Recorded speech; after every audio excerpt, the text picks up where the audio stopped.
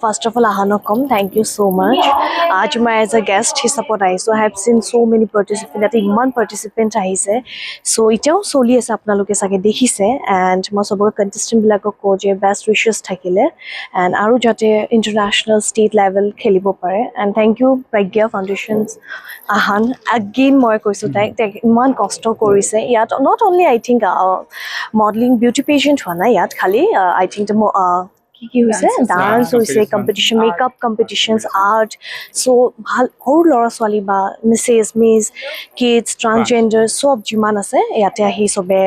পাৰ্টিসিপেট কৰিছে I am so happy actually I am so grateful that মই ইয়াতে as a guest হিচাপত আহিব পাইছো সো এইটো thank you first of all মই ক'ম যে যাৰ যি টেলেণ্ট আছে দে শুড লাইক ওলাই আহিব লাগে আৰু পেৰেণ্টছ বিলাকক মেইন এটাই ক'ম পঢ়িলে খালি নহয় আমি এক্সট্ৰাও সেইবোৰ থাকিব লাগিব যাৰ টেলেণ্ট আছে কিছুমান ডান্সত থাকিব পাৰে এক্টিং য'ত আছে চ' পেৰেণ্টছ বিলাকে ছাপোৰ্ট কৰিলেহে বাচ্চাবিলাকে তেতিয়াহে আৰু আগবাঢ়াই আহিব চ' সেইকাৰণে ভাবোঁ পেৰেণ্টছ বিলাকে এটাই মই ক'ম যে যাৰ যি টেলেণ্ট আছে they should support without them আজি আমিও নাথাকিলোঁ হয় চাগে চ' সেইকাৰণে মই পেৰেণ্টছ বিলাকক ক'ম ছাপোৰ্ট কৰক আপোনালোকৰ ল'ৰা ছোৱালীবিলাকক সেইটোৱে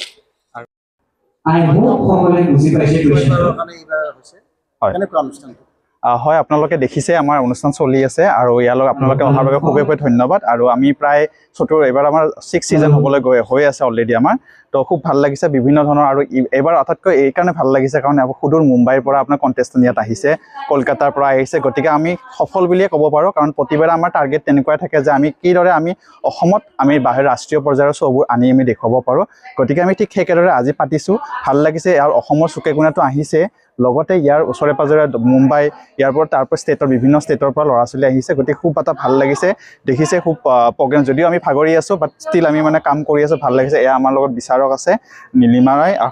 পাহাৰী মেধি আছে আৰু বিহাৰ আৰু আছে আমাৰ লগত তেনেকৈ গতিকে অতিথিসমূহৰ ভিতৰতো বহুত বিভিন্ন ধৰণৰ জেগাৰ পৰা তেওঁলোক আহিছে আৰু কণ্টেষ্টেণ্ট প্ৰায় আপোনালোকৰ আমাৰ 80-90 তেনেকুৱা আমাৰ হৈছে আৰু তাৰ ফাইনেলিষ্ট বনাইছোঁ আজি আমি তাৰ ভিতৰত আৰু ইয়াৰ পৰা এখেতসকল আমি অপৰচুনিটি বুলি ক'লে এওঁলোকক আমি আকৌ আৰু বিভিন্ন ইণ্টাৰনেশ্যনেল শ্ব'সমূহ আমি ৰিপ্ৰেজেণ্ট কৰাম এওঁলোক শিকাম আমি আৰু ভালদৰে যাতে আৰু আমাৰ অসমখনকে যাতে সন্মান কঢ়িয়াই আনিব পাৰে সেয়াহে আৰু কিছু সময়ৰ পিছতে আমি ৰিজাল্টসমূহ পাই যাম আচলতে আপোনাৰ ইয়াতে আমাৰ আচলতে শাখা বুলি ক'লে আমাৰ কিডছৰ আমি দুটা শাখা কৰিছোঁ জুনিয়ৰ আৰু এ বুলি কেটেগৰী কৰিছোঁ যিবোৰ আপোনাৰ বয়স সীমা সময় অনুযায়ী কৰিছোঁ আৰু লগতে আপোনাৰ 3 কেটেগৰী আছে লগতে আমাৰ যিখিনি 16 বছৰৰ ওপৰত আছে সেইখিনি আমি মিছত ৰাখিছোঁ এইবাৰ কাৰণ যিহেতু মিছৰ কুৱেশ্যন এনচাৰ ৰাউণ্ডখিনি আমি প্ৰিপাৰেশ্যন কৰাব পাৰিলে কাৰণ ভৱিষ্যত তেওঁলোকৰ ভাল হয় সেইটো কাৰণে মিছত ৰাখিছোঁ আমি তেনেকৈ লগতে আপোনাৰ মিষ্টাৰ কেটেগৰী আছে